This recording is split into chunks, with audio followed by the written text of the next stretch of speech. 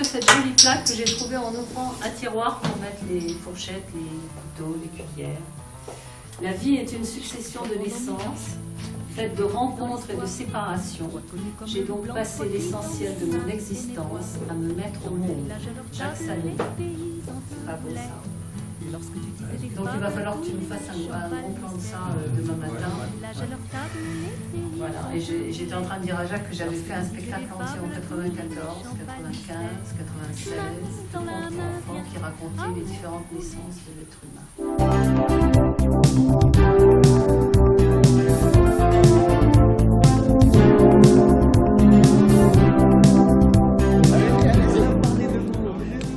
Ça va, Jacques? Bonjour. Madame. Bonjour. Laurent. Enchanté. Bonjour. Le boucher du village. Bon après-midi.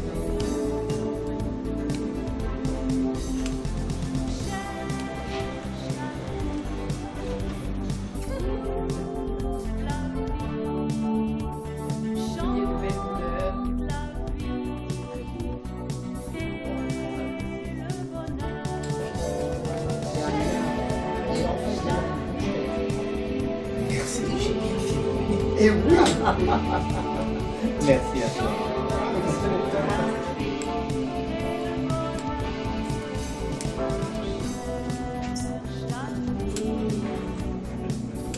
Ça c'est le dernier. Toute la série, vous voyez. Si je m'écoutais, je m'entendrais. Le courage d'être soi. Voilà, parle-moi, j'ai des choses à te dire. Aimer se le dire, enfin. Tous les livres qui sont des best-sellers.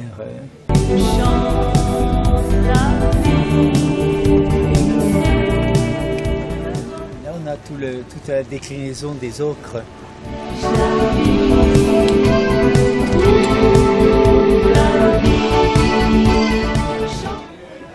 Jacques Salomé, vous avez beaucoup de courriers à poster aujourd'hui?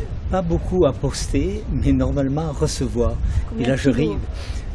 Peut-être 1 kilo par jour, 1,5 kg par jour. Un gros sac donc. Et c'est pour ça que, vous voyez, j'amène D'accord. ma grande sacoche. Je reçois beaucoup de courriers, effectivement, des lecteurs souvent, ceux qui m'ont vu en conférence ou qui ont entendu parler de moi pour des séminaires. Et vous savez, moi j'ai une grande gratitude pour mes lecteurs. J'enseigne qu'un livre a toujours 2 auteurs, celui qui l'écrit et celui qui le lit. Donc à travers ce courrier, je rencontre mes co-auteurs. Et vous leur répondez à chacun? Non, je réponds, je me fais un devoir de répondre quand il y a une dimension personnelle. Certains me disent simplement leur enthousiasme pour un livre ou ils m'ont vu à la télé, etc. D'autres demandent un renseignement. Avez-vous écrire un livre sur le divorce ou sur la séparation ou sur la perte d'un enfant? Et là, vous répondez. Là, quand il y a une dimension personnelle, je réponds et je fais des réponses personnalisées. Oui, je trouve que ça fait partie de mon job, de mon travail d'écrivain. Bien sûr, et puis ils peuvent venir vous rencontrer dans les salons du livre et dans les Tout à fait. J'ai beaucoup de gratitude, moi, pour mes lecteurs. Je trouve que, vous savez, dans un livre de 320 pages, ils s'emparent d'une phrase, ils s'en servent comme d'un levier et ils changent quelque chose dans leur relation. C'est incroyable, la créativité des auteurs, des lecteurs. La créativité des auteurs, mais aussi la créativité des lecteurs. Et puis ça change complètement la vie, quoi. Une phrase peut changer la vie. Tout à fait, tout à fait. Et c'est ça qui est vraiment important. Ah, c'est bien. Ça va bien Ah, alors? depuis juillet. Oui, bonjour. Ma fille. Oui, mademoiselle. Vous avez des yeux magnifiques. Merci. Je fais partie de la journée du livre de Sablé et Jacques Salomé vient depuis 25 ans. C'est un fidèle, il est parrain du prix de poésie de Sablé. On ne peut pas ne pas aimer Jacques Salomé. Je veux dire, ça fait partie du livre de chevet. Quand on a un petit coup de mou, on lit 1 ou 2 poésies et ça fait du bien. Ça fait vraiment du bien. Ça, c'est pour votre amoureux. Et ça, c'est pour vous. Merci. Merci. Je crois profondément que l'existence de chacun d'entre nous est faite d'une succession de naissances. J'appelle l'existence ce temps de passage sur la terre. Et les naissances que nous allons vivre sont toutes reliées à des rencontres et à des séparations. Rencontres magiques parfois, interpellantes ou déstabilisantes, et séparations nécessaires, sortir du ventre de maman, quitter le domicile familial, séparation imposée, quand ma blonde a demandé le divorce, séparation choisie, quand j'ai quitté ma ville natale, Toulouse, pour m'exiler à Paris le temps de mes études. Durant toute notre rencontre avec vous, ici et maintenant, à l'âge de 78 ans, je vais évoquer et commenter les différentes naissances qui ont jalonné mon existence. Au passage, vous remarquez que je ne dis pas « ont jalonné ma vie ». Je ne confonds pas la vie et l'existence. C'est pour cela que lorsque j'entends dire « la vie est difficile », je crois qu'il y a une grave confusion. La vie est un miracle permanent, même si parfois l'existence est difficile à vivre. Ça c'était plus dramatique, ça c'était comme dans un film aussi, c'était deux messieurs dans des manteaux de cuir, restés près de la porte. L'autre nous a fait mettre les garçons contre le mur, baisser le pantalon et regarder si on était circoncis. Alors moi j'ai eu un phimosis quand j'étais enfant, donc je suis circoncis. Et j'entends encore la voix qui dit « on en tient un », puis il me soulève comme ça. Et alors l'instituteur, très courageux, il s'appelait Fournier, il a dit « non, il est baptisé, il est... » Alors, avec regret, il redépose, mais en me tenant encore, et ce que j'ai entendu, peut-être qu'il a dit autre chose, mais ce que j'ai entendu par la suite, il faut que demain matin, à la première heure, sa mère revienne à la commandature avec le certificat de baptême. Donc ma mère, le soir, est allée réveiller le curé, le vicaire, et qui a accepté de faire un faux certificat d'adhésion. J'étais baptisé, c'est vrai. J'étais baptisé, mais pas pour celui-là. Pas dans cette église-là, donc pas... C'est très dangereux. Donc il a fait un certificat, dont le lendemain on a été grandir. Vous aviez 5 ans, 6 ans 7 ans, parce qu'ils sont arrivés en 42-43, quand ils ont traversé la ligne de démarcation. Il y en avait dans la classe? Pas dans mon souvenir. Non, il n'y avait que Salomé. En plus, oui. Avec un tel nom. En plus, c'est un Salomon, juif. Salomé. Shalom, ça vient de Shalom. Shalom, bien sûr. Un des mots les plus vieux du monde. Celui qui apporte la paix. Bonjour Jacques Salomé. On va parler aujourd'hui de toutes vos naissances. Le parcours archétypal que vous avez fait touche chacun d'entre nous parce que chacun de nous peut se reconnaître dans l'une ou l'autre des naissances qui ont jalonné votre existence. On va commencer par la première naissance sur cette planète Terre. Je suis venu au monde il y a 78 ans, en sortant avec beaucoup de réticence du ventre de ma mère. Je crois que je devais être bien et m'a-t-elle dit plus tard, les contractions avaient duré 48 heures et il a même fallu utiliser les cuillers. Les cuillères? Les cuillères pour me sortir. Vous extirper? M'extirper de ce que je peux penser aujourd'hui être le paradis, parce qu'au fond, être dans le ventre, c'est quelque part un monde exceptionnel. On n'a pas besoin de faire des demandes. On est Tout protégé. nous arrive. Voilà, on est protégé. Il peut y avoir Hiroshima dans le monde à l'extérieur ou des catastrophes nucléaires. Si on n'est pas atteint directement, c'est un milieu protégé, surtout en termes de relations. On n'a pas besoin de faire des demandes. On est entendu dans nos besoins essentiels. Et on est nourri. On est nourri. Maman répond. Maman répond. J'ai entendu beaucoup d'hommes dire cette chose-là. Et vous êtes un enfant de l'amour? Je suis un enfant de l'amour, oui. Ma mère m'a conçu à 18 ans avec Pierre, un garçon de 15 ans, qui est parti. Il a été récupéré par sa propre mère. Il n'avait pas une autonomie suffisante à cet âge-là. Et donc ma mère m'a élevé pendant 5 ans toute seule, avant de rencontrer celui qui est devenu le père de mon frère, donc l'équivalent de mon beau-père, avec qui elle a une relation de 62 ans. Mais son premier amour, dont je suis le résultat, c'était Pierre. C'était Pierre. Vous l'avez connu? Je l'ai retrouvé à 50 ans. Wow. J'ai retrouvé mon géniteur, dont je ne l'ai jamais appelé papa, je ne l'ai jamais appelé père, hein, mais je l'ai bien vu à sa place. Au fond, la seule relation qu'il m'a proposée, c'est celle de géniteur, c'est-à-dire de m'avoir donné la vie. Et ça, c'est très important. C'est très important, avec l'aide de ma mère. J'ai découvert alors, en le rencontrant à 50 ans, au fond, mes origines.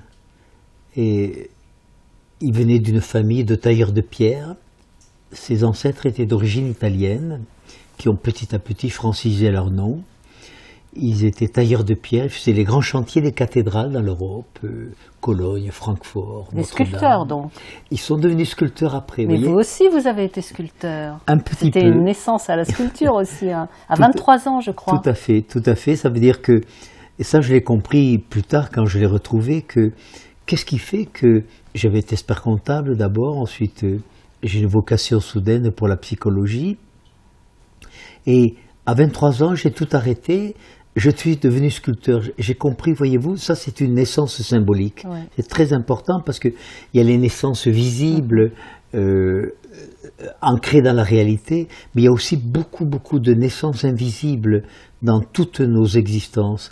Et le fait de faire de la sculpture, par exemple, c'est pour moi une naissance invisible. C'était ma façon, au fond, de me relier à mes origines. Parce que je ne sais pas si ceux qui m'écoutent peuvent l'entendre et le concevoir. J'étais au fond dans le vide. Ma mère venait d'assistance publique.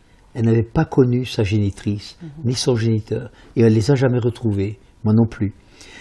Elle me conçoit avec un garçon qui disparaît, dont je ne sais pas si vous voyez, je flottais dans le vide. Oui. Je n'avais pas de racines. Et comme j'accorde beaucoup de sens aux maladies, le fait par exemple que j'ai eu une infirmité du côté de ma jambe droite, c'est comme si, vous voyez, la partie paternelle étant défaillante. Je marche un peu en boitant, donc la partie maternelle du côté gauche était incroyablement solide chez moi. C'est toute ma sécurité. Du côté droit, c'était plus fragile. Et je crois donc à 50 ans, en me reliant à mes origines, je me suis pas seulement redressé peut-être, je me suis ancré, j'ai retrouvé mes deux racines. Ah, c'est très important. Ça c'est très important. Donc en retrouvant Pierre, alors je fais une petite parenthèse parce que cet homme, ce garçon, cet adolescent, qui n'avait pas eu la liberté de me reconnaître, en fait, il s'est trouvé être un père fidèle, puisque lui, il a reconnu 4 enfants à travers 3 relations. Première relation, il rencontre une femme qui avait 2 enfants naturels. Il les a reconnus. Wow. Il leur a donné son nom. Ah, c'est pour réparer ce qu'il n'avait pas pu faire avec vous. Mais c'était sa maman qui l'avait empêché? C'était sa mère, oui. Donc c'était ma votre grand-mère Élise. Ma grand-mère Élise, oui. Vous voyez, tout est lié. Elle-même était, vous voyez, les répétitions, était tombée enceinte à 17 ans. Oui. Mais avec un homme de 42 ans, et son père l'avait mariée. Il l'avait obligé. Voilà, il avait demandé au séducteur, il faut réparer. Donc elle avait été mariée un peu de force. Et peut-être, me semble-t-il, elle n'avait pas voulu faire revivre cela à son fils. Et donc, et pour d'autres enjeux certainement, que j'ignore, dont elle l'avait retiré.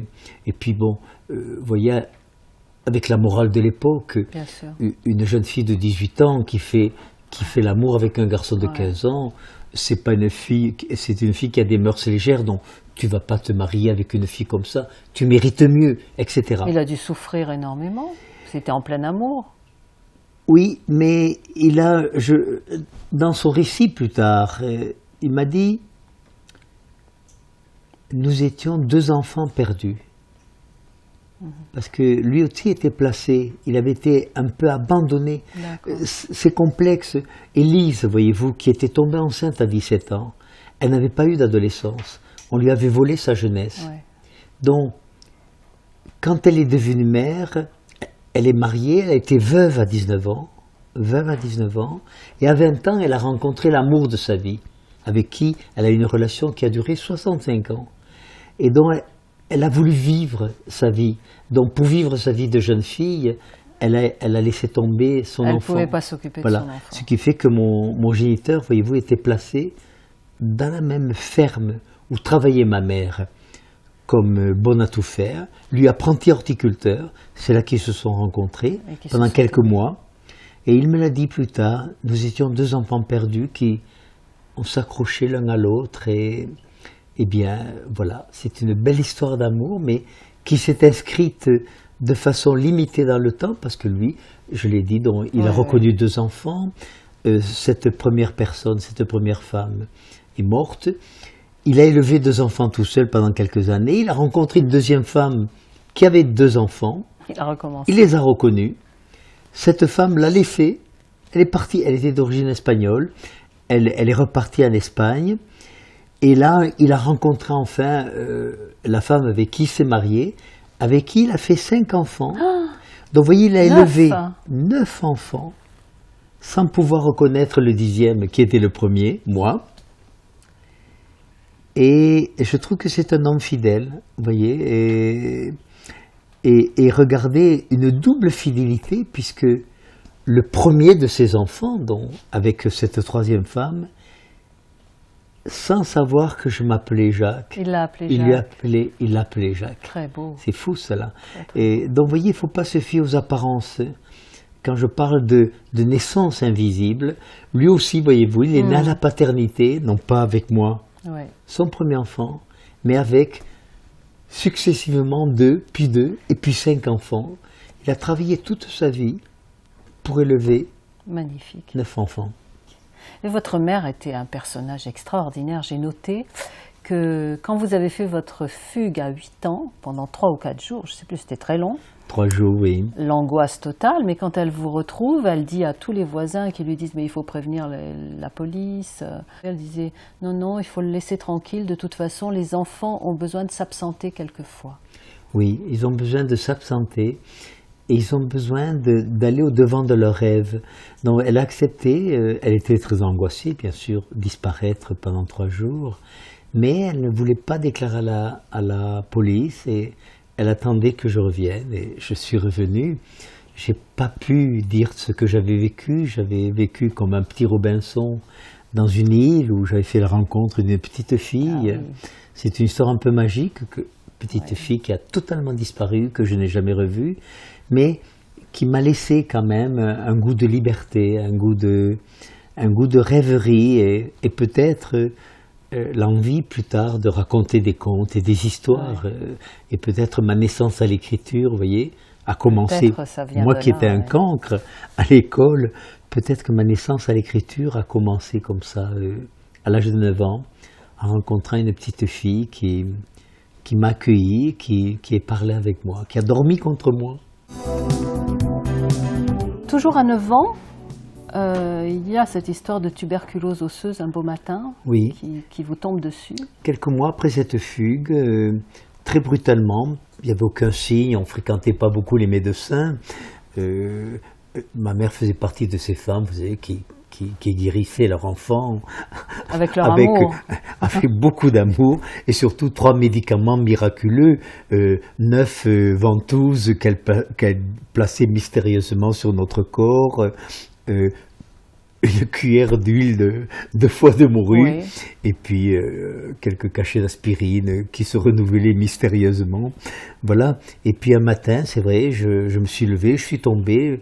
On m'a amené à l'hôpital et on a passé des radios et on a vu que j'avais la tête du fémur qui était complètement décalcifiée.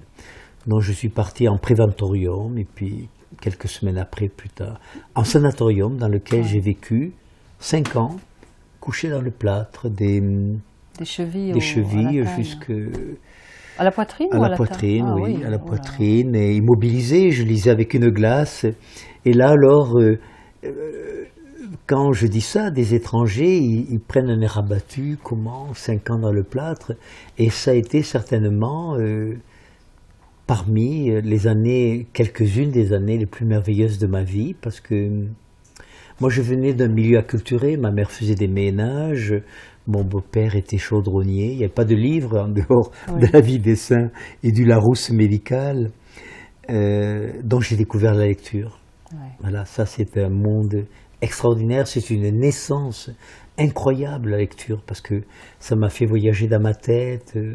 J'étais Michel Strogoff, le dernier des Mohicans, le Cavalier Blanc, le Capitaine Nemo, etc.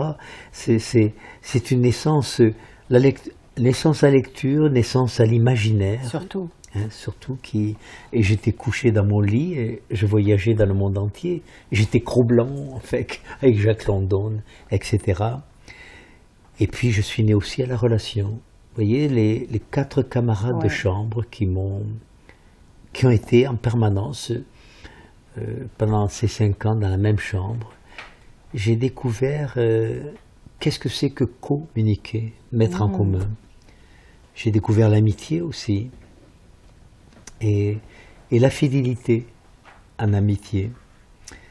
Et qu'est-ce que j'ai découvert aussi dans ce temps? Eh bien, Des valeurs. oui, la valeur de l'engagement, la valeur de... C'est là que je crois que j'ai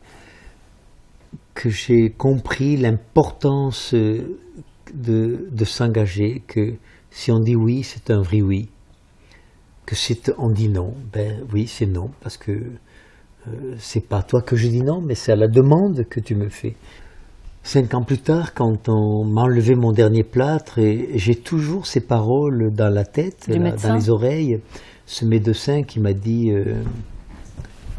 un médecin chaleureux, compétent, bienveillant, qui m'a dit, ah, Salomé, vous en sortez bien, vous allez pouvoir vivre sur des chaises roulantes le reste de votre vie.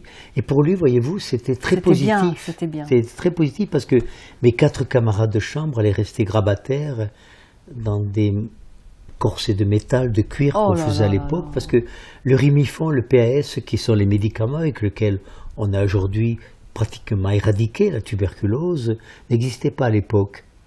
Et donc que je puisse vivre sur une chaise roulante, me déplacer, j'aurais peut-être fait les Jeux paralympiques de Londres, voyez-vous.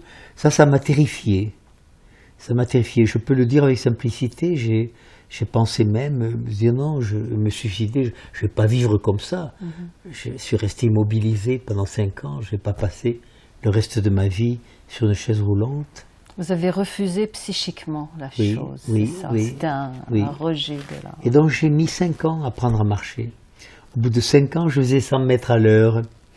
Et c'est-à-dire 50 mètres, et puis 50 mètres pour revenir, car autrement, je n'aurais pas pu revenir.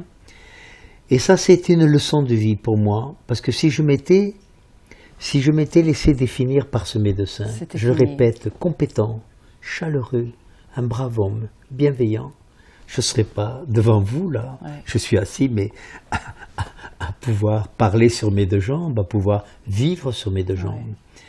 Et donc, c'est une naissance essentielle. Voilà.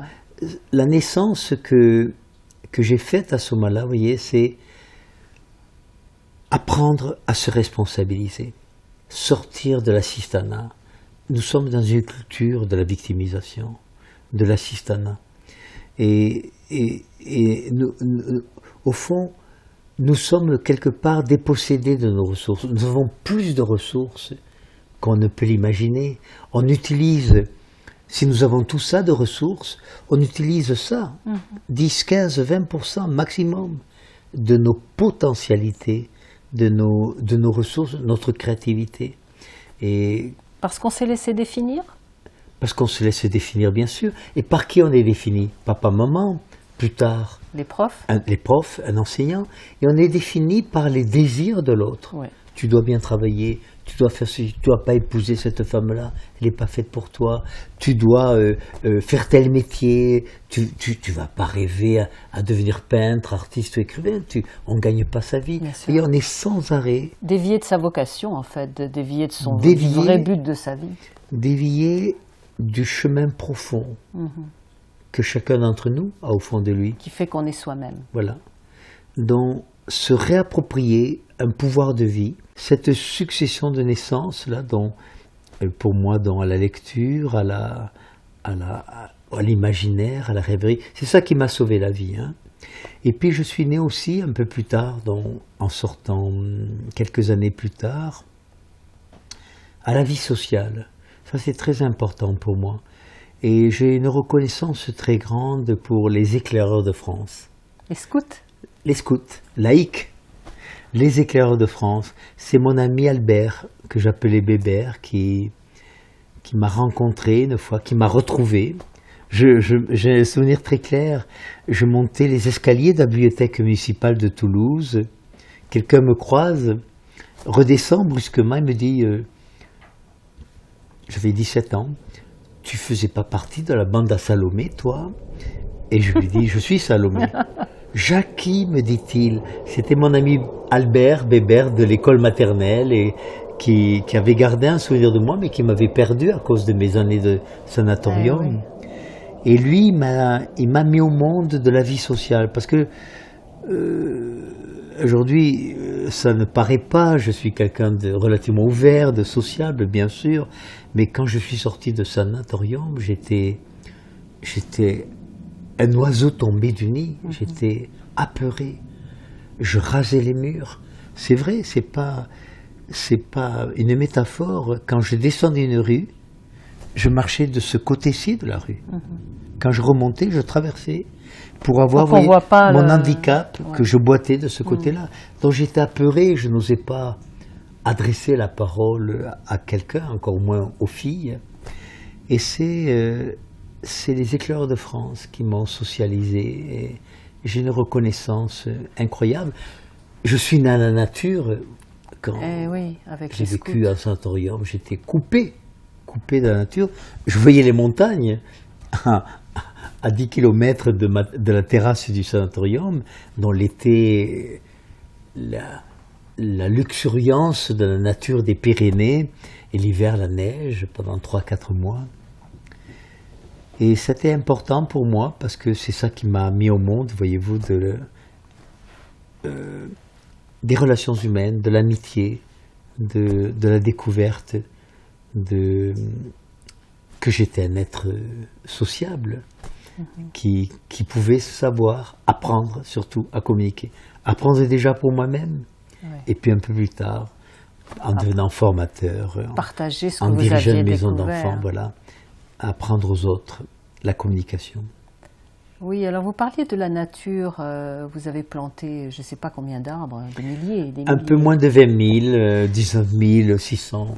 C'est une manière de rendre à la terre donc ce que vous et vos ancêtres avez pris comme arbre et comme papier, mais ça ressemble beaucoup à la culture indienne justement.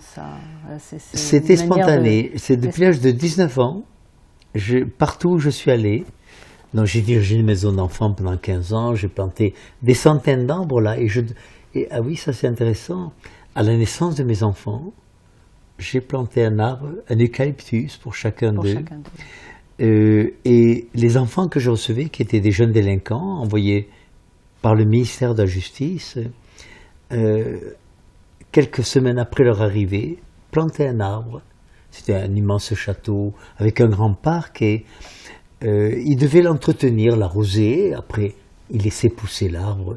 Et c'était très important pour les enfants de prendre soin comme ça de l'arbre qui était le leur et de les laguer, parce que ça demande des soins, un arbre. Sinon il est envahi par le lierre, par des parasites ou par d'autres plantes qui poussent à côté. Un arbre a besoin d'espace. Pour ça que les citadins, quand ils plantent les arbres, ils les plantent trop près l'un de l'autre. C'est tout petit, un arbrisseau. Alors Jacques, en fait, cette naissance de l'homme debout après la maladie, le fait que vous vous soyez remis à marcher malgré l'avis des spécialistes et que vous ayez réussi à marcher, ça a vraiment changé le cours de votre vie, parce que c'est la base de tous les enseignements que vous avez distribués, puisque c'est ne pas laisser les autres parler sur soi, ne pas les laisser vous définir, c'est le respect de soi, c'est l'ensemble de tout votre enseignement. Voilà, à travers au fond cette démarche réaliste d'apprendre à me tenir debout, effectivement, c'est greffé dessus tout un ensemble de démarches symboliques, je veux dire par là, qui ont constitué les 4 grands ancrages de ma vie. Apprendre à s'aimer, se respecter, se responsabiliser. Je ne suis pas nécessairement responsable de tout ce qui m'arrive, mais je suis responsable de ce que j'en fais. Si on pouvait apprendre ça à l'école maternelle, si on pouvait apprendre ça très tôt aux enfants, parce qu'on vit dans une culture d'assistanat, demander, donner, surtout donner, recevoir et apprendre à dire non. Par rapport aux jeunes, il y a tout un travail à faire, parce que j'ai eu par mon fils, il m'a raconté une histoire, à l'époque où il a eu son premier chagrin d'amour. Donc sa petite amie et lui se sont séparés. Et il était très mal, et il a raconté à son prof de philo ce qui se passait. Et le prof a été formidable. Il a réuni toute la classe, il a dit voilà, aujourd'hui nous allons faire le cours sur les chagrins d'amour. Et il a fait raconter à 25 élèves son chagrin d'amour. Et alors, le résultat de tout ça, c'est que sur 25 élèves, les jeunes ont dit il n'y a que 3 solutions par rapport au chagrin d'amour: se saouler, se droguer ou tout casser. Voilà avec quoi sont les jeunes. Donc moi, ce que je voulais savoir, c'était votre première naissance avec le premier chagrin d'amour, le premier amour. Oui, ma naissance il y a dû à avoir une l'amour. naissance encore. Alors je distingue, moi, l'amour parental, dont moi j'ai reçu beaucoup d'amour de ma mère. Oui. Je suis un enfant de l'amour, j'étais la prunelle de ses yeux, place que j'occupais inconditionnellement pendant 4 ans et demi, jusqu'à l'arrivée de mon frère, avec qui j'ai été obligé de partager cette place. Bon. Donc, au niveau de l'amour parental, j'ai été très aimé. Mais paradoxalement, je ne savais pas aimer. Et moi, ma naissance à l'amour a commencé par une trahison. Une petite fille de 7 ans qui m'a dit, au cours préparatoire, « Je t'aime ». Quel émerveillement! Parmi toutes les petites filles de mon entourage, une petite fille, une blonde aux yeux bruns, qui me disait « Je t'aime ». Mais 15 jours après, elle m'a dit « Je t'aime plus, j'en aime un autre ». C'est une vraie femme. C'est vite fait. Et j'ai découvert que l'amour pouvait être versatile. J'ai découvert qu'il y avait une sorte de fragilité dans l'amour. À 17 ans, ça a recommencé. Une jeune fille blonde, aux yeux bleus, m'a dit « Je t'aime ». J'ai commencé à nouer une relation avec elle. Oh, ça n'a pas été très loin. Nous étions très pudiques l'un et l'autre, certainement très maladroits. Et puis 6 mois après, j'ai découvert qu'elle sortait avec mon meilleur ami. Donc je n'ai pas eu une bonne rencontre avec l'amour dans mon enfance et dans ma jeunesse. Et vous étiez quel genre d'amoureux à 17 ans? Eh bien, je le dis avec beaucoup de simplicité, l'horreur. J'étais un Cro-Magnon. Moi, j'étais d'abord dans le désir. Normal. Je pouvais dire je t'aime, et ça voulait dire aime-moi, ou je te désire, je te veux. Et souvent, je me laissais aimer. C'est terrible de dire cela. J'étais dans ce que j'appelle des amours de consommation. C'est terrible d'associer amour et consommation. Il a fallu que je grandisse de l'intérieur. Et qu'est-ce qui s'est passé après qu'elle soit partie avec un autre Eh bien, je suis resté en stand-by pendant 3 ans. Et puis ensuite, j'ai rencontré la mère de mes enfants, enfin, celle qui est devenue la mère de mes enfants, avec qui j'ai eu, avant de pouvoir me marier avec elle, une relation de 2 ans et demi.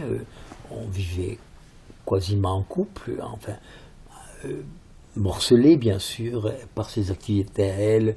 On ne vivait pas sur le même territoire. Mais vous étiez entrés en amour. Voilà, nous étions entrés en amour. Et c'était un bel amour. Et puis, cet amour n'a pas résisté à l'usure du temps. Et je le dis avec aussi beaucoup de simplicité. Je ne savais rien. Je ne savais pas qu'il ne suffit pas d'aimer, mais qu'il faut nourrir, alimenter, dynamiser, vivifier la relation. Car ce qui maintient ensemble deux êtres dans la durée, c'est pas l'amour, c'est la qualité de la relation. Et donc 12 ans après, nous sommes séparés, mais nous sommes séparés en gardant quand même la relation parentale, puisque le divorce, c'est la rupture du lien conjugal, la rupture du lien amoureux, mais j'espère le maintien du lien parental. Est-ce que toute séparation peut donner lieu à une mise au monde de l'être humain? À une naissance. Oui. À une naissance. Vraiment, non seulement j'enseigne, mais je sens que c'est profondément inscrit en moi et autour de moi. L'existence n'est faite que de rencontres et de séparations. Je l'ai dit au début de nos échanges, hein, rencontres magiques, etc. et séparation. Alors, mais bien sûr que dans les débuts d'une séparation, je vous aime, vous me quittez. Votre départ, pas vous, votre départ, va réveiller toutes les blessures archaïques. Il y a une sorte de tremblement de terre, d'éruption volcanique qui monte à la vitesse de l'éclair et qui nous terrasse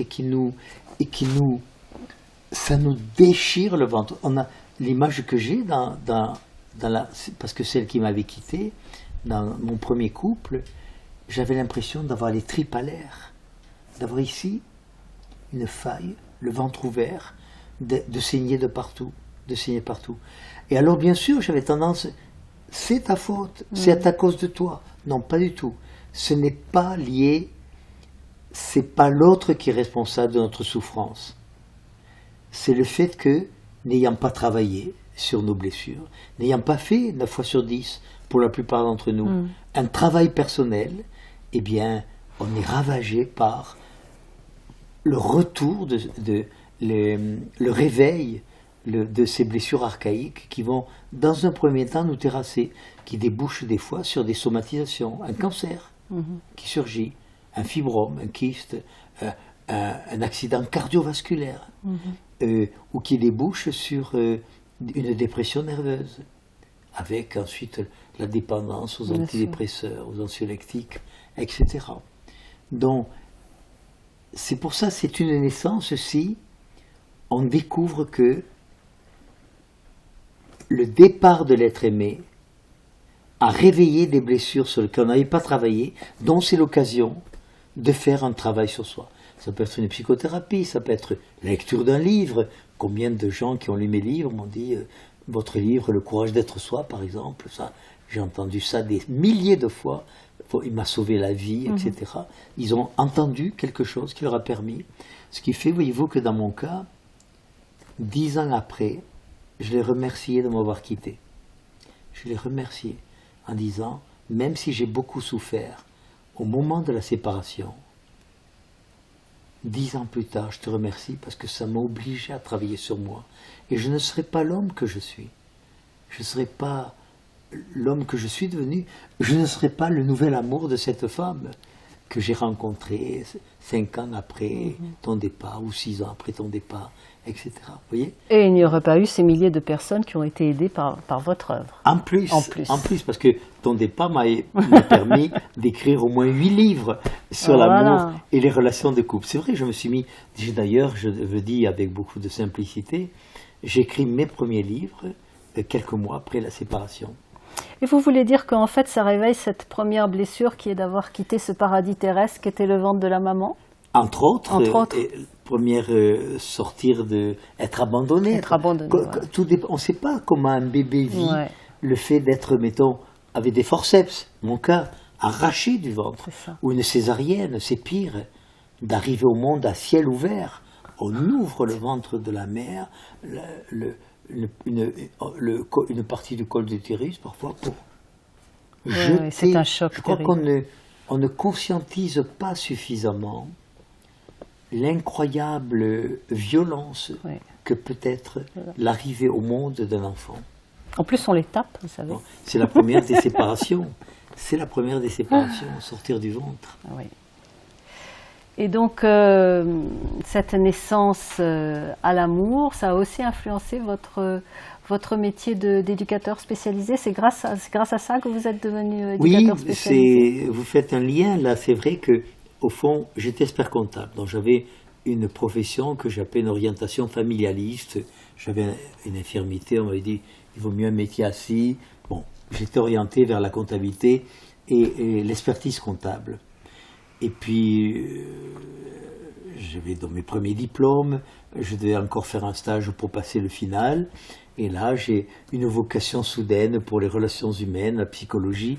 Ma vocation était brune aux yeux bleus et j'ai basculé vers la psychologie, en fait, vers la rééducation. Donc, je suis devenu éducateur spécialisé. Et comme j'avais des titres universitaires déjà, comme j'étais expert comptable, 3 ans après, j'étais un jeune homme de 25 ans et demi, j'ai accepté la direction d'une maison d'enfants. Ça, c'était une aberration. J'avais aucune formation pour animer une équipe de 60 personnes, des psychologues, 2 psychiatres, 3 lingères, une cuisinière, des éducateurs, des enseignants, etc. Et surtout, pour prendre en charge un groupe d'adolescents délinquants. Et on prenait, nous, spécialement dans ce centre, des enfants intelligents, super intelligents. Moyenne des quotients intellectuels, 140. La plupart étaient plus intelligents que nous, qui devions nous occuper d'eux. Et là, j'ai beaucoup appris. J'ai beaucoup appris avec beaucoup d'erreurs, d'errances. Et c'est là que j'ai découvert qu'il fallait que je me forme, que c'est pas parce que j'avais l'étiquette directeur. Et ensuite, j'ai commencé à faire une formation plus universitaire, avec l'école pratique haute études en sciences sociales, avec des professeurs prestigieux comme Lacan, Barthes, Roland Barthes, Roger Bastide, etc. Je faisais la formation des psychologues, des psychothérapeutes, des médecins. Et en université aussi? À l'université, à Lille 3. Ah, d'accord. À Lille 3, j'étais chargé de cours, donc. Et j'ai créé un centre de formation qui a créé en 20 ans, 25 ans, a formé, pardon, en 25 ans, quelques 80 000 travailleurs sociaux, médecins, infirmiers, psychologues, etc. Et puis c'est là que j'ai commencé à élaborer les principes de la méthode Esper. J'ai écrit mes premiers livres à ce jour, dont 64 livres, traduits dans 25 langues. J'ai donc des dizaines de livres déjà traduits. Si je prends la Roumanie, par exemple, le 20e livre vient d'être traduit. Au Brésil, 18 ou 19 livres, je ne sais pas, en Russie, au Japon, en Corée, en Chine. Et beaucoup d'enseignants ont suivi vos formations, Oui, donc ils ont fait pénétrer à l'école. Ils ont tenté. Ah, ils ont tenté. Voilà, ils ont tenté, j'ai même été décoré, je suis 2 fois par 2 présidents de la République pour mes travaux sur la communication à l'école. Quelques enseignants, je sais pas, 300, 400, 500 en France, introduisent la méthode Esper, mais à titre individuel. C'est une goutte d'eau dans un océan d'incommunication. Parce qu'on incommunique beaucoup, beaucoup à l'école. Il y a beaucoup de violence. Bien sûr. Beaucoup de violence des enfants entre eux. Aller dans une cour de récréation. On n'utilise pas les mots pour communiquer. On utilise les mots pour se faire mal. Si vous écoutez la façon dont les enfants communiquent, il y a quelque chose d'effrayant. Les mots ne sont pas utilisés pour mettre en commun. Ils sont utilisés pour blesser, dévaloriser, disqualifier. Donc il y a une urgence, alors il y a quelques enseignants dont je le répète, mais c'est une goutte d'eau dans un océan de malentendus. On est loin de l'utopie que j'ai eue, que j'ai encore, qu'on puisse chaque année scolaire transmettre quelques règles d'hygiène relationnelle. Vous savez, on ne se lave les dents que depuis 100 ans.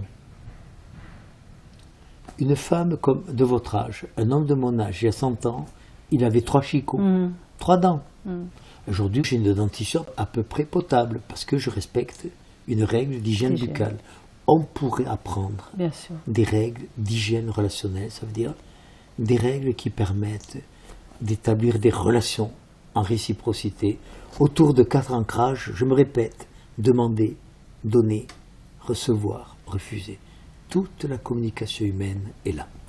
Quand je vous avais interviewé il y a très longtemps, en 1994, je ne sais plus comment c'était venu dans la conversation, le fait de symboliser, quand on avait reçu une énergie négative. Oui, voilà, ça bien. Et ça s'est passé à 2 reprises. J'avais tout écrit et brûlé, la lettre, parce que je ne pouvais pas parler à ces personnes-là, parce que c'était pas conseillé.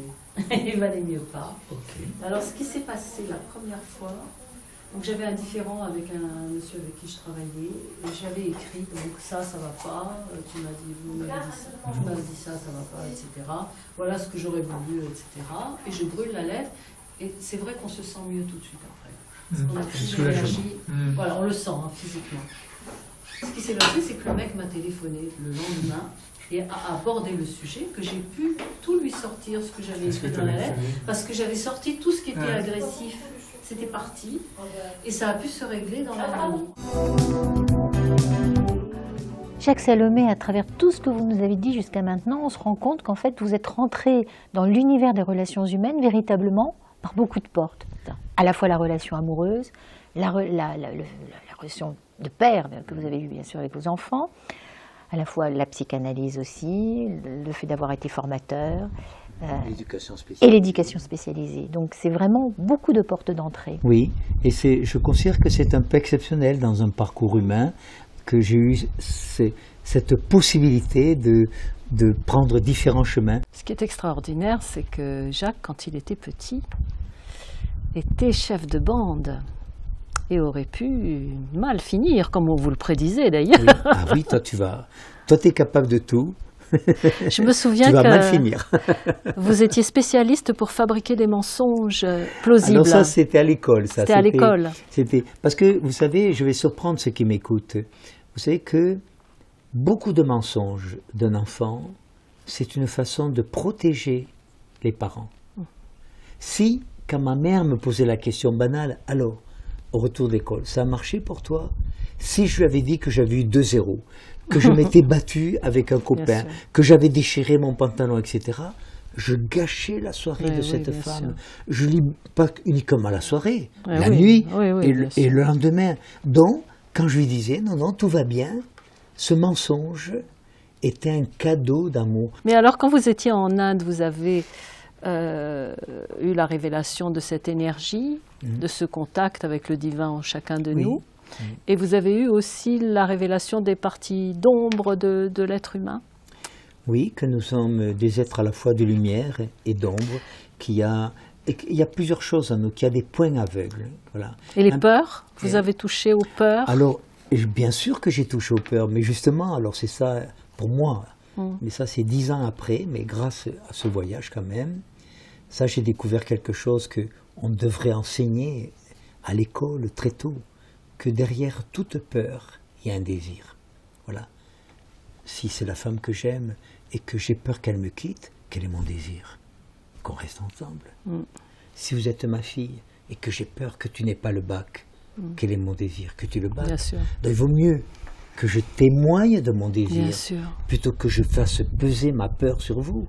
Ma peur, ça ne va pas vous aider à avoir le bac. Ça va paralyser, bien sûr. Ma peur que tu me quittes ne va pas t'aider à rester avec moi, ou même si tu dois me quitter, que ça se passe dans de bonnes conditions.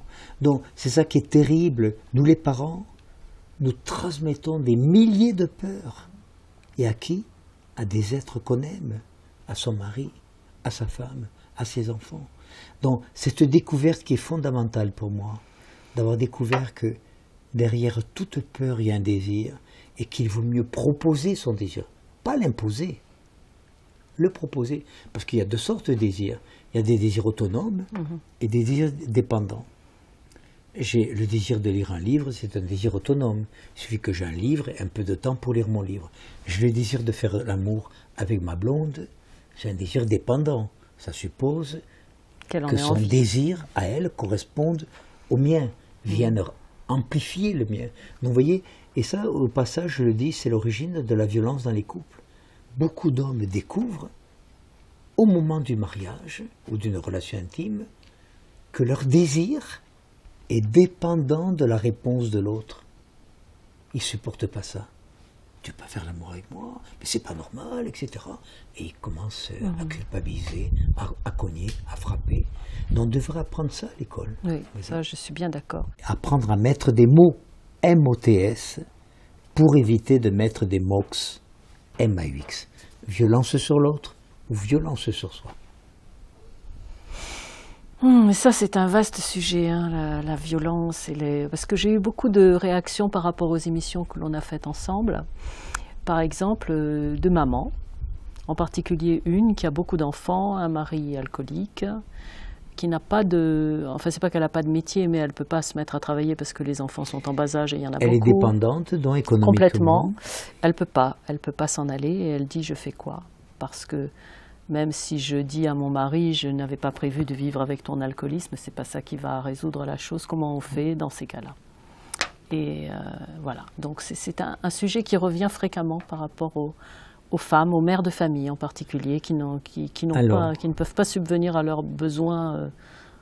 Matériellement, elles ne peuvent pas, surtout quand il y a 4 petits à la maison.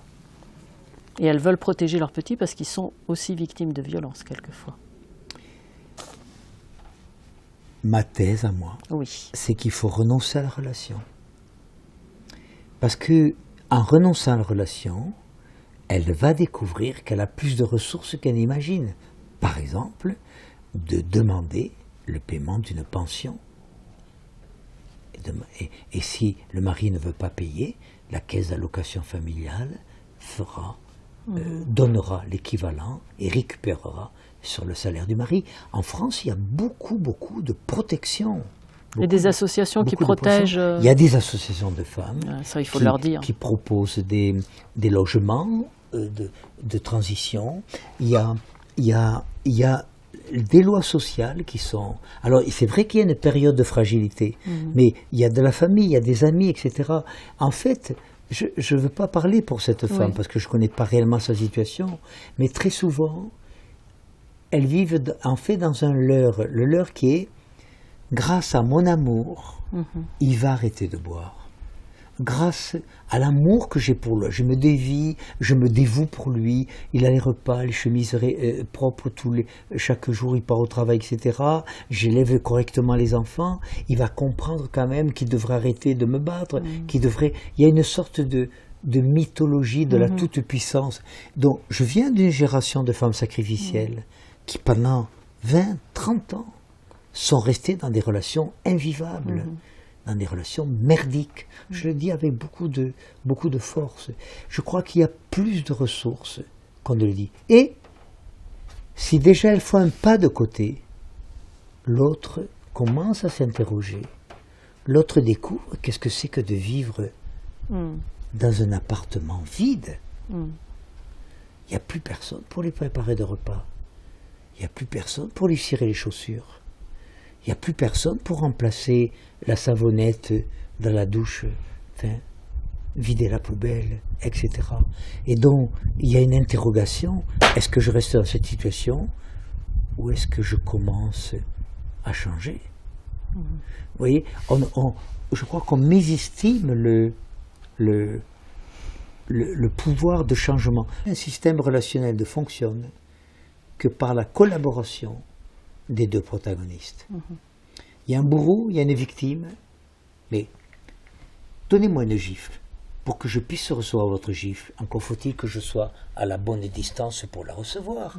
Si je trouve la bonne distance avec vous, je ne coupe pas la relation, mais je trouve la bonne distance pour ne pas être blessé par votre comportement. Je ne suis pas blessé par les tentatives de gifle que vous allez faire. Ah, c'est pour ça que vous disiez que quand votre blonde, votre chérie était en colère, vous faisiez un pas de côté au restaurant. Exactement. Je lu ne ça. reste jamais dans l'axe de la colère, oui. Dans l'axe. Même dans la rue, si quelqu'un m'agresse, un pas de côté. Je fais un pas de côté et je lui dis, oui, qu'est-ce que vous voulez me dire en m'insultant? Qu'est-ce que vous voulez me dire?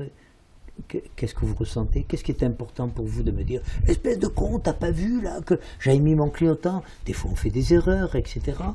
Oui. Qu'est-ce que vous souhaitez me dire de vous? Tu m'as fait peur.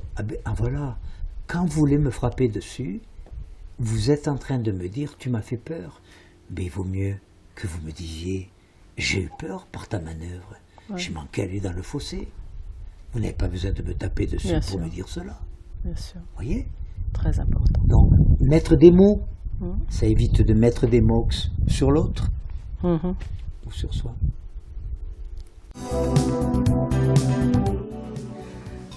Alors Jacques, vous avez été marié 2 fois, vous avez eu 5 enfants, divorcé 2 fois. Est-ce que vous pouvez nous dire quel époux vous avez été à cette époque-là? Un très mauvais époux. Je le dis avec beaucoup de simplicité. J'ai eu 2 relations conjugales émerveillantes, passionnantes, mais difficiles et surtout douloureuses, parce que je ne savais pas. Je n'étais pas un partenaire. C'est paradoxal. J'enseignais la communication. J'ai un chat dans la gorge, vous voyez, en parlant de ça.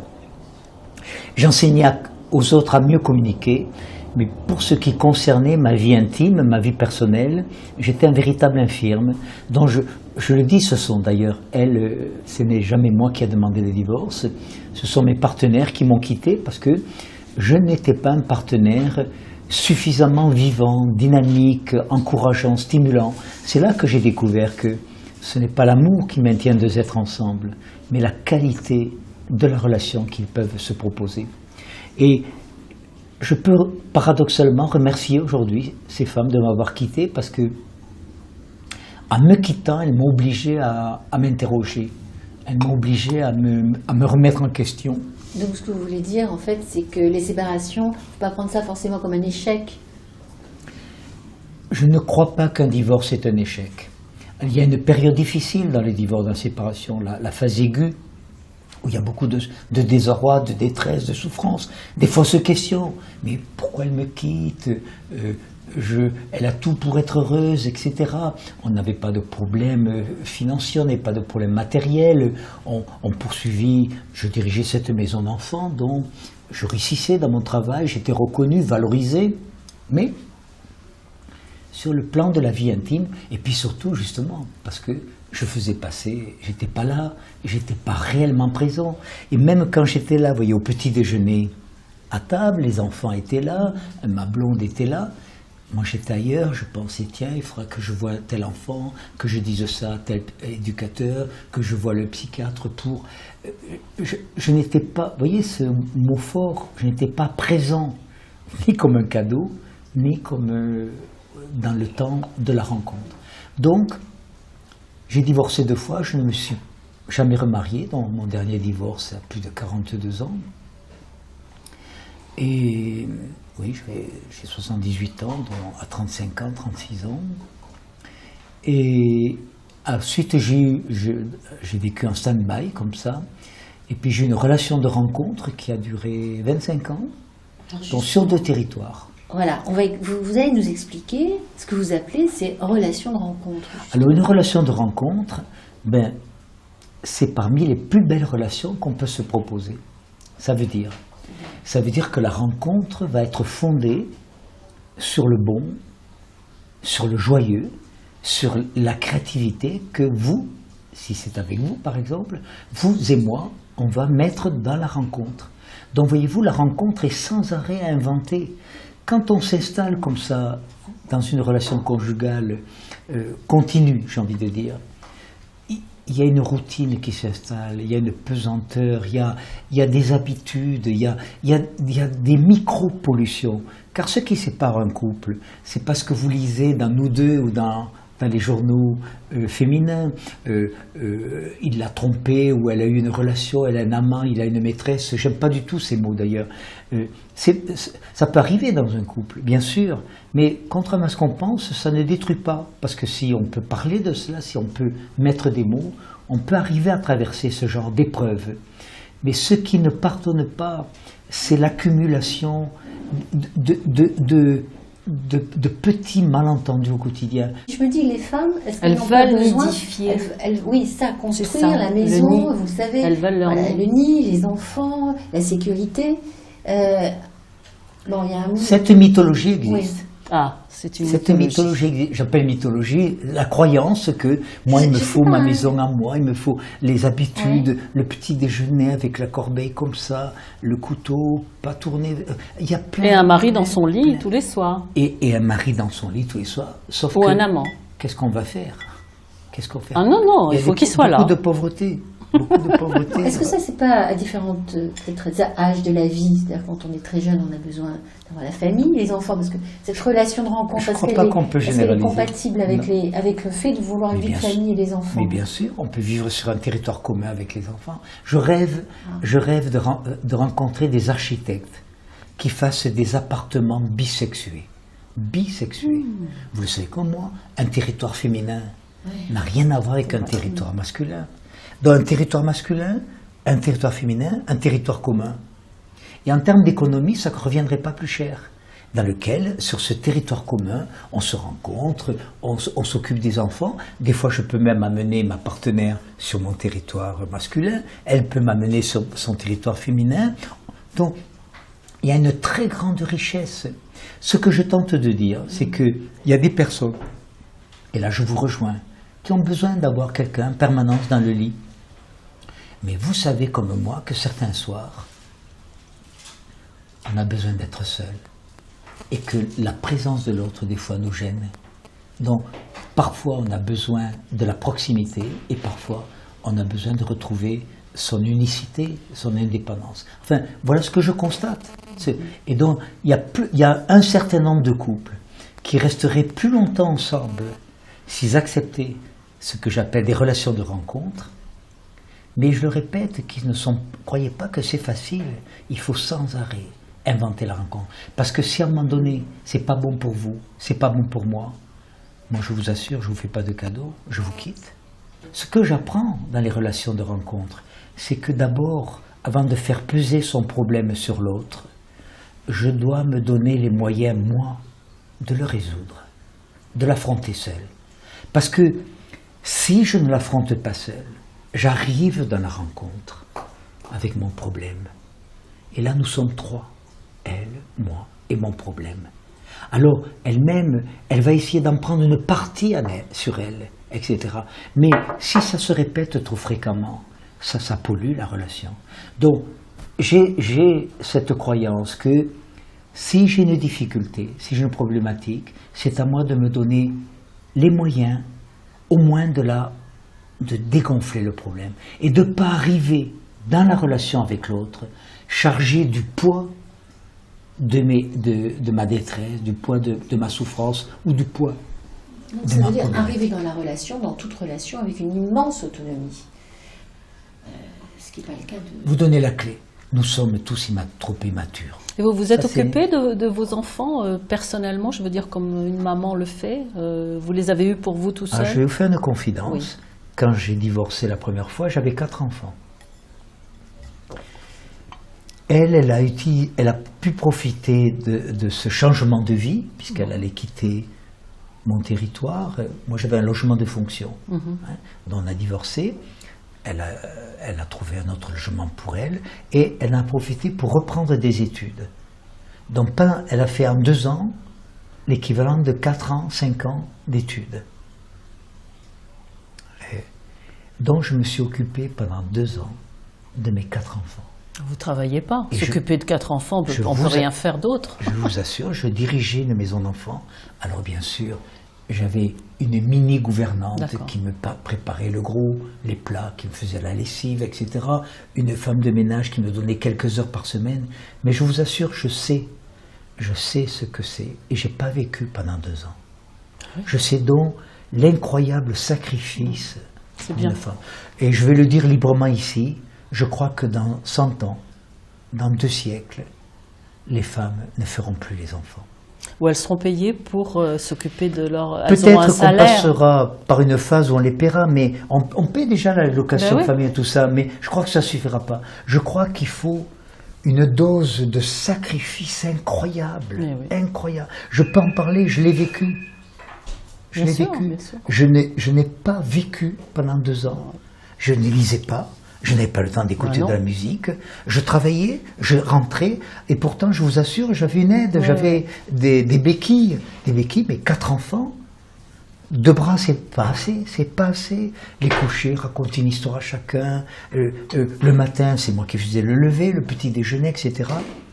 C'est là que j'ai vraiment découvert l'abnégation, le sacrifice, l'amour. Et je crois que les femmes de demain seront de moins en moins prêtes. Je vais dire une hérésie en disant cela. Je vais choquer beaucoup de femmes qui disent « Mais non, moi, je crois que de moins en moins de femmes... » Et regarde aujourd'hui le nombre de femmes qui hésitent à avoir des enfants. À avoir des enfants parce qu'elles savent... C'est leur vie qui... Un enfant, c'est 20 ans de sa vie.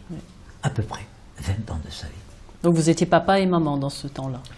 Ah oui, j'étais pendant 2 ans. Et est-ce que j'oserais dire que c'est avec soulagement que j'ai vu qu'elle les a repris? Mais tristesse, parce que pendant 2 ans, on avait une relation proche, etc. Elle les voyait un week-end par mois.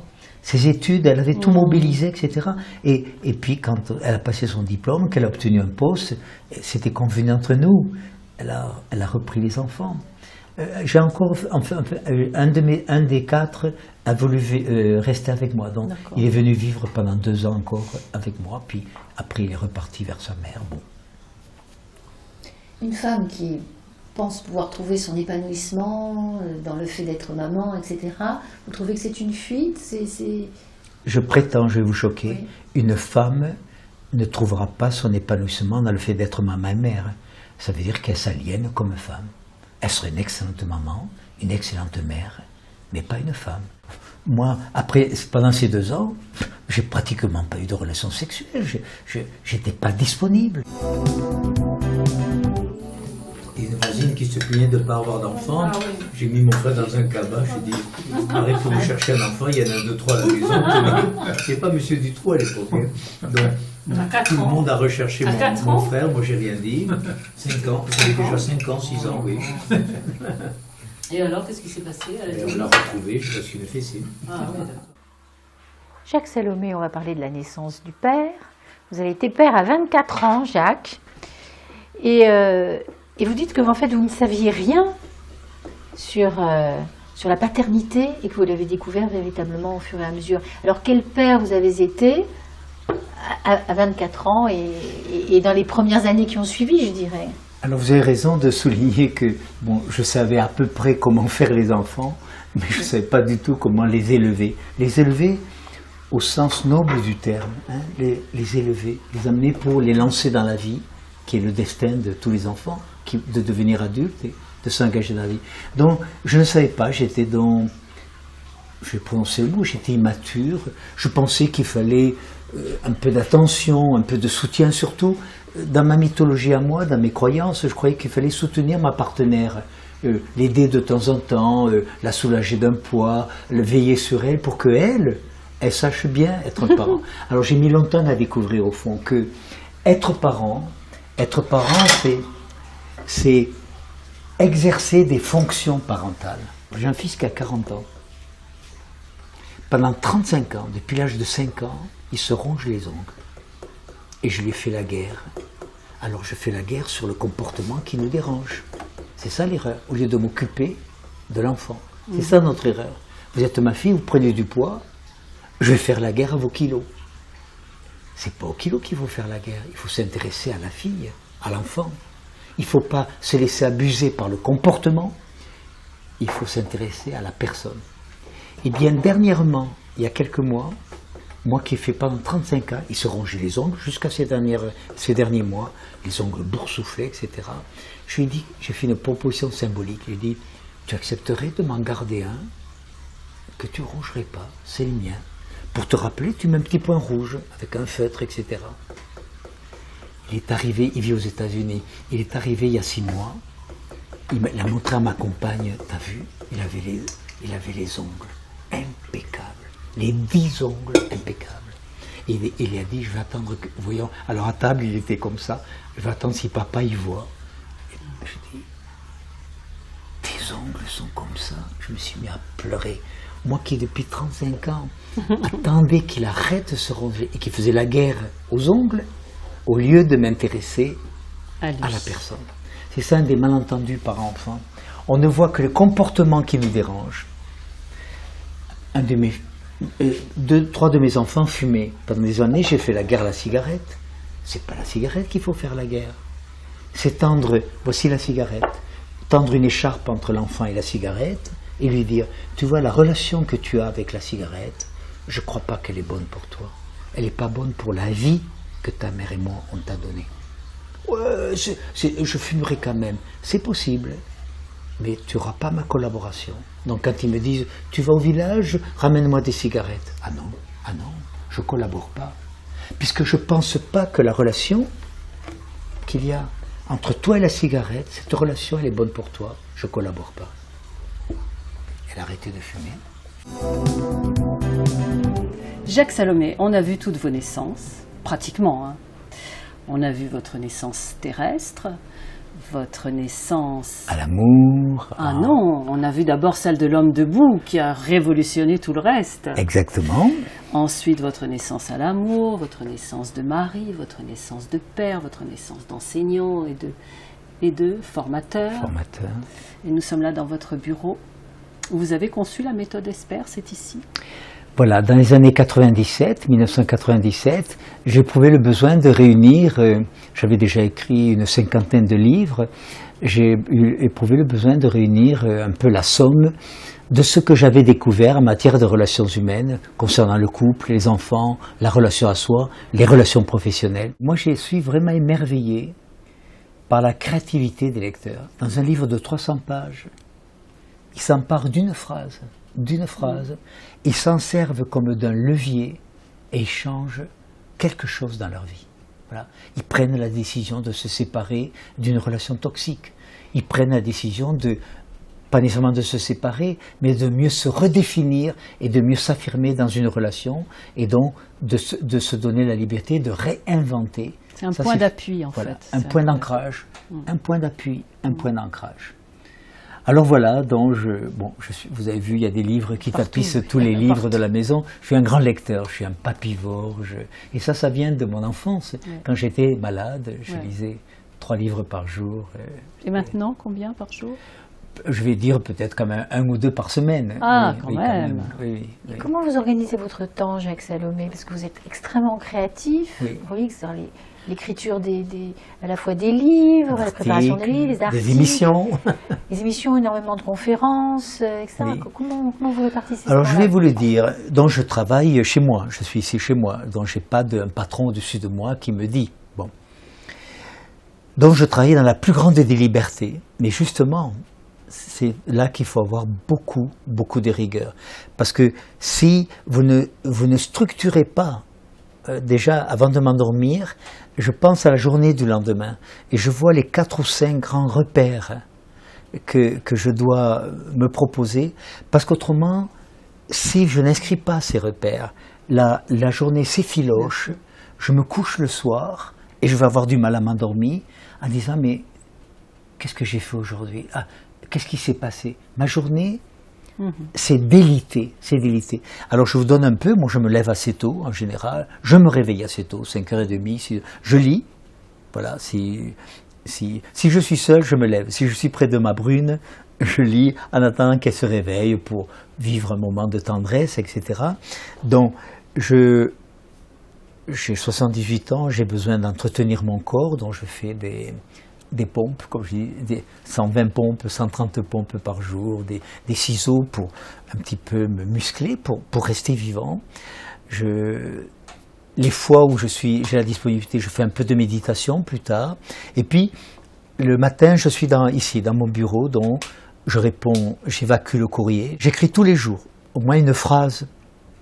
Le lendemain, j'écris ce que j'ai écrit la veille, je rajoute quelque chose, et des fois à la fin de la matinée, il y a comme ça 3, 4, 5 pages déjà écrites. Alors je les tire, je les mets dans un dé. D'accord. Et 5 pages, ça fait 1 heure à peu près? Oh, parfois plus. On ne sait pas. Il n'y a pas des fois les idées viennent, des fois je me bouscule, ça arrive, il ne faut pas que je les manque, je m'agite, et d'autres fois il y a une phrase qui est commencée, je ne sais pas comment la terminer, parce que l'écriture, elle est en plusieurs temps, pardon. Dans la spontanéité, il y a une idée qui vient, je l'écris, etc. Ensuite, la relecture. Et moi, je relis au moins 15 fois d'un livre. Là, j'ai par exemple le livre qui va sortir au printemps, Contes des petits riens de tous les possibles, qui sera édité par Albin Michel. Eh bien, j'ai déjà lu 18 fois, 20 fois, et je vais lire encore au moins 2 ou 3 fois, parce que hier soir, par exemple, j'ai jeté un coup d'œil sur un des contes, et moi, l'écriture est achevée quand je peux me lire à haute voix, et que la phrase sonne juste. J'écris sur des thèmes qui sont au cœur des préoccupations des hommes et des femmes d'aujourd'hui. Le couple, l'amour, les enfants, la relation à soi, le monde du travail. Bon. J'écris des livres avec beaucoup d'exemples, ce qui fait que beaucoup de gens se reconnaissent. Page 142, mais c'est moi, comment vous savez mon histoire? Ils se reconnaissent. Et comme j'apporte un commentaire, ça leur permet d'aller plus loin. J'écris avec, je crois, une certaine poésie, beaucoup de tendresse et d'humour, et ça touche, pas de jargon, pas de gros mots techniques. Ma mère avait arrêté l'école à l'âge de 12 ans, et elle a lu tous les livres que j'avais écrits jusqu'au moment de sa mort. Voilà. Et puis, qu'est-ce que j'ai dit encore? Oui, le style, les exemples. La simplicité. La simplicité, voilà. C'est ce qui fait que je dois avoir 6 millions d'exemplaires aujourd'hui, traduits en 25 langues, etc.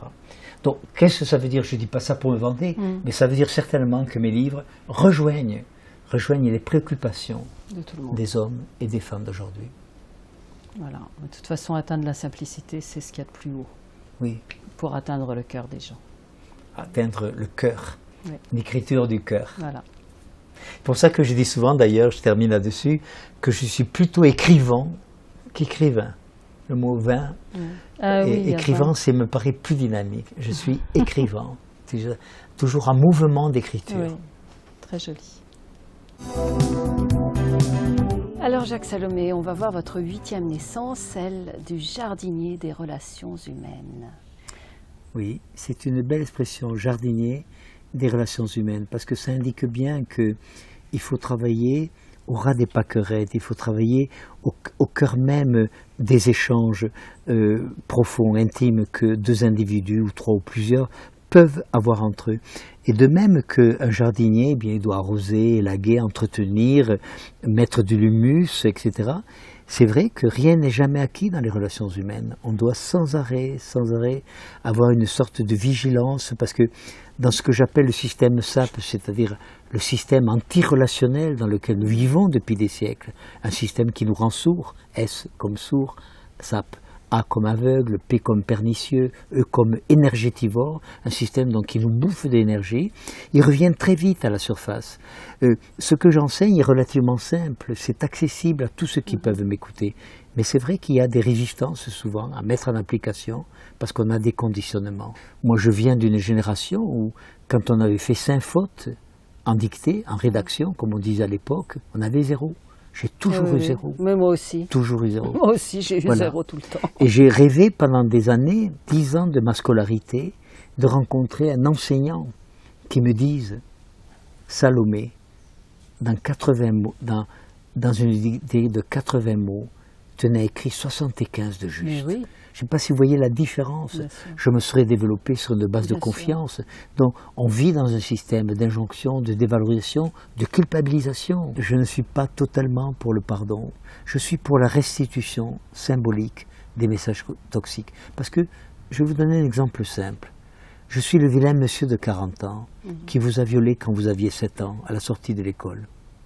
Aujourd'hui, vous avez 50 ans. J'ai 92 ans. Vous dites, il est vieux, il ne sait pas ce qu'il a fait. Je lui pardonne. Donc vous me donnez mon quitus. Je peux mourir en paix. Pas si ça se fait comme mais ça. la violence que j'ai déposée sur vous, elle est toujours là. Alors je sais qu'on peut donner un autre sens au mot pardonner. Ma thèse à moi quand même, c'est que je crois que le seul pardon qu'on peut se faire, c'est à soi-même. D'avoir tellement attendu pour restituer une violence, d'avoir attendu 10 ans, 20 ans, 40 ans, et porter cette violence dans son corps, et surtout avoir gâché une partie de sa vie sexuelle, par exemple dans le cas des violences sexuelles qu'on a reçues. Parce qu'il y a un principe des relations humaines.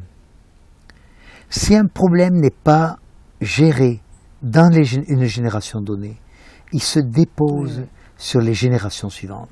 Cette violence que j'ai reçue et que je n'ai pas osé rendre, j'ai pardonné, je risque, avec beaucoup d'amour, de la déposer sur mes enfants. Ou petits-enfants. Et mes petits-enfants. Ça peut sauter une génération. Et ça donne quoi alors? Eh bien, ça donne ce qu'on appelle la répétition des comportements. C'est ce qui explique que dans telle famille, vont se répéter. Et le paradoxe qu'on dit, on voit un homme, par exemple, violent, qui maltraite, il sera condamné même pour violence sur sa femme, sur ses enfants. Et on va découvrir que dans son enfance, il a été battu. Et on dit, mais il a été battu, il a été maltraité, il aurait dû comprendre que la violence, ça fait mal à ses enfants. Eh bien justement, c'est parce qu'il a été battu, maltraité, mais qu'il n'a pas restitué symboliquement la violence, dont il va la déposer. L'être humain est un animal curieux quand même. Vous avalez un mets avarié. Qu'est-ce que fait votre corps? Il rejette. On fait ça avec la nourriture.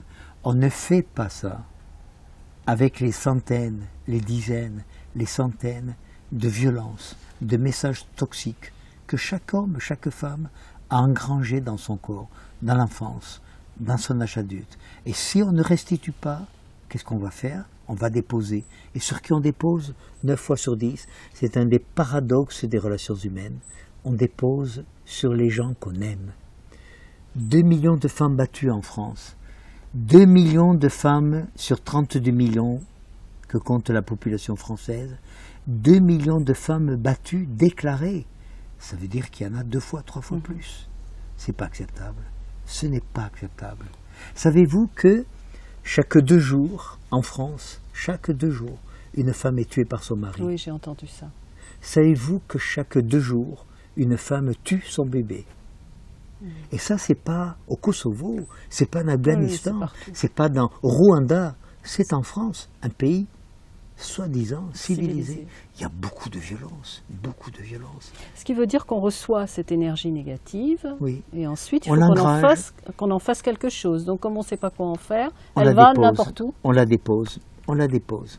On la dépose sur quelqu'un. C'est pour ça que j'enseigne qu'avant de la déposer sur les gens qu'on aime, il vaut mieux la restituer à celui qui nous l'a envoyé.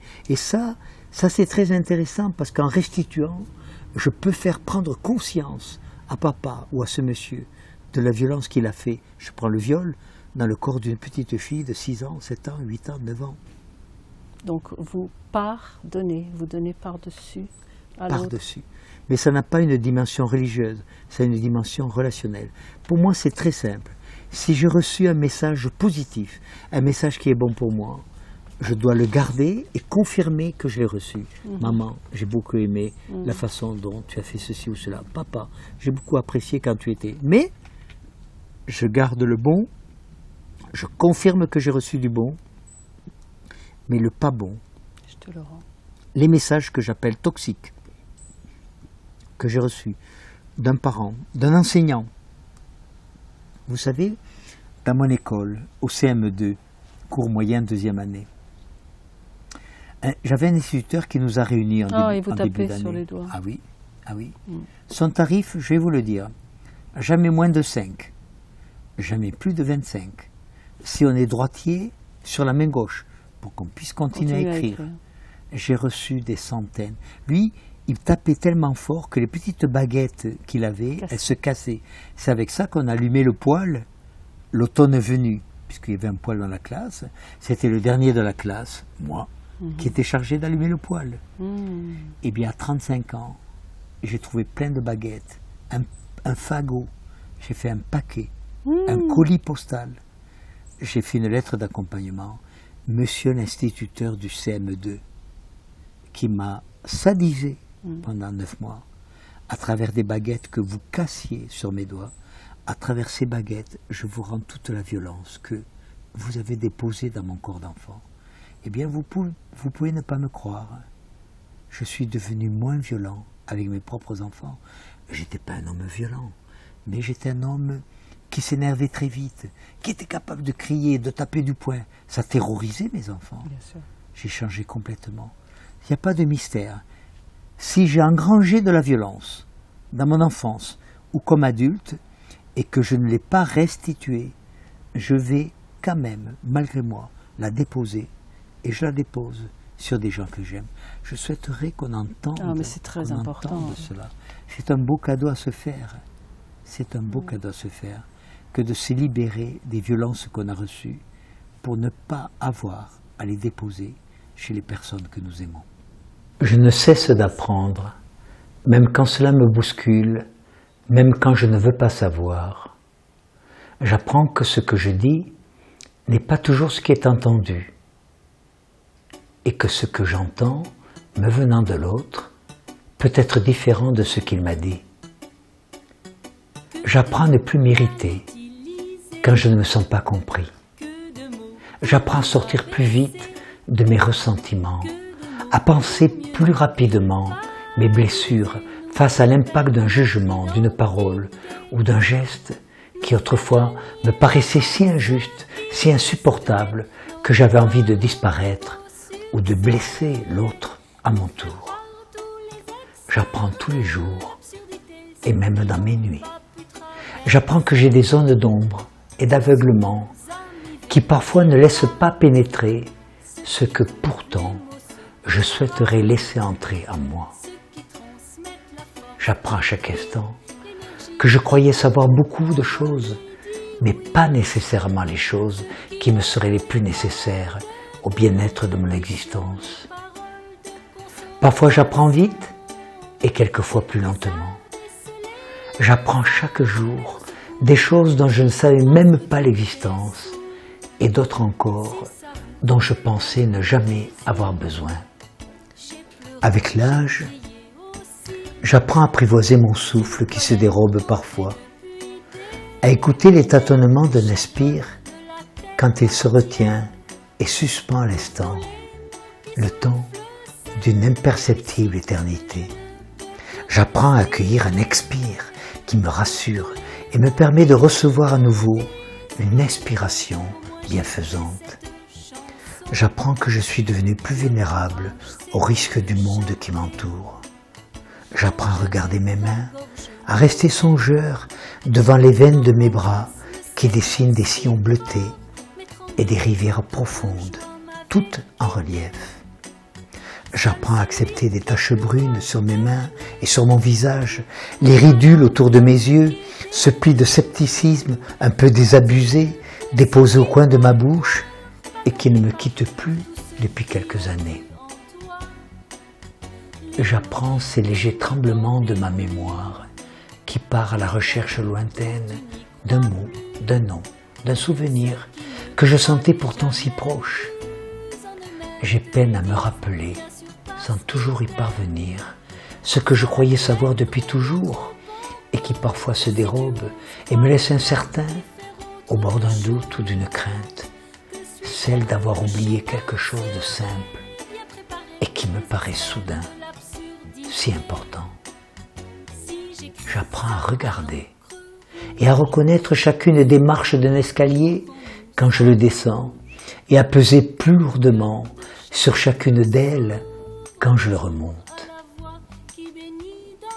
J'apprends à écouter les silences de tous ceux qui ont disparu et le reflux de mes souvenirs vers des rêves chaque jour plus mouvantes, plus lointaines.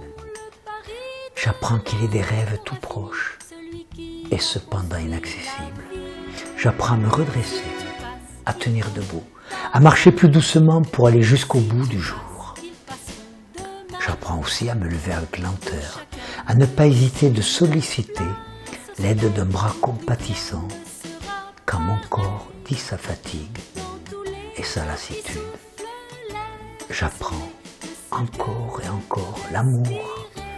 J'apprends qu'il est toujours possible d'aimer non seulement la personne qui vous aime, mais d'aimer de plus en plus chaque instant de cette vie toujours ardente en moi. Cette vie qui m'a fait le cadeau de m'accompagner jusqu'à aujourd'hui. cherche la vie,